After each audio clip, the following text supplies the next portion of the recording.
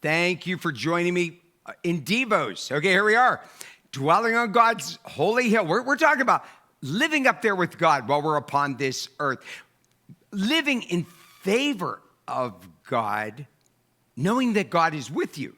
I can't tell you, because I know the difference of what it's like knowing that God is with me. Even in the worst situations, I know he's right there with me. And at times in which I feel like I'm doing things in my flesh, I know the difference. So I'm sharing with you. I've been on both ends of this. So you want to live as like the king of the hill here. Who's going to dwell in his tent? Who's going to be in his presence? Okay, well, we talked about being right with your money. Being right with your money. I want to expound upon that a little more here. Look at 1 Timothy chapter 6, verse 10.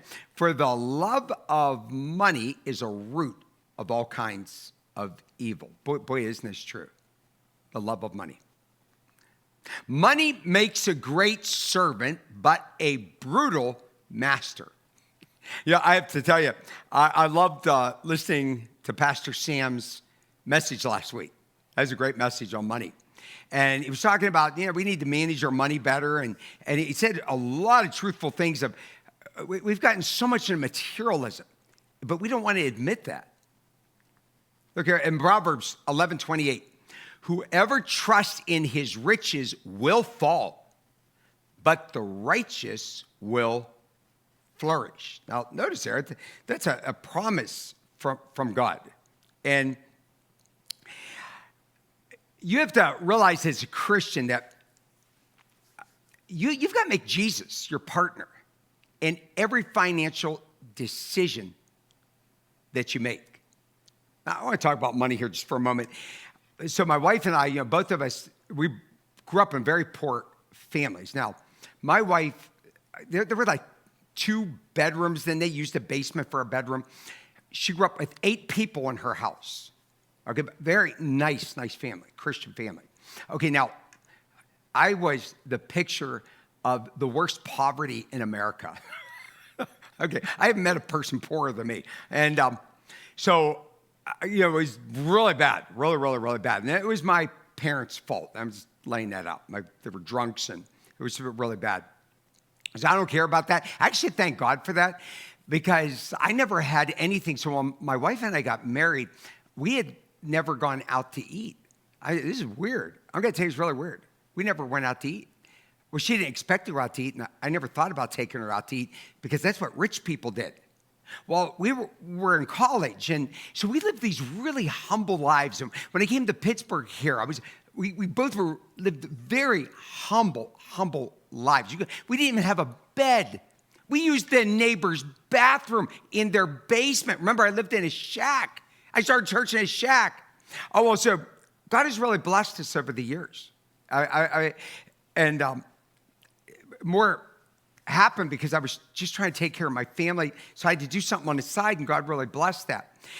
So my wife and I, we were done paying our kids' college bills, and our one son had been sick for years, and there was just so many financial things involved. And so about 9 years ago, we bought a car for $15,000.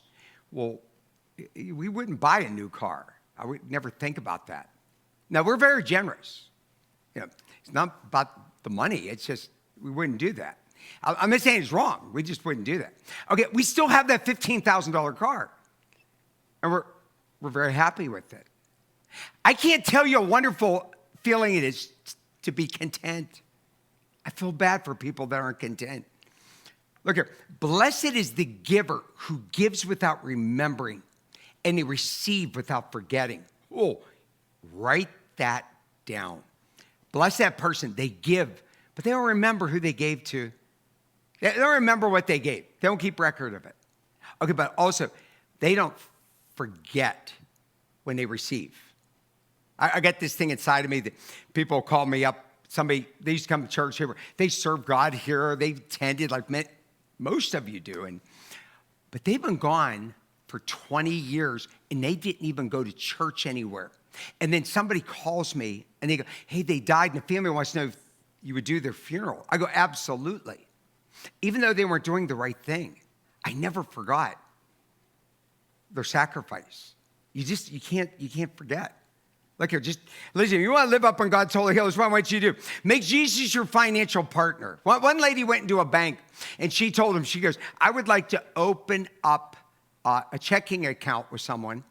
And they said, sure. And they were starting to open up. And they said, now, who do you want to open this up with? And she says, I would like to open it up with a millionaire. Okay, now that sounds kind of funny. But guess what? When you put Jesus number one in giving and in your money, you open up your account with a millionaire, billionaire, because he owns everything. Okay, so listen, put God number one in everything you do. Be a loving, caring, giving person, and don't let money control your life.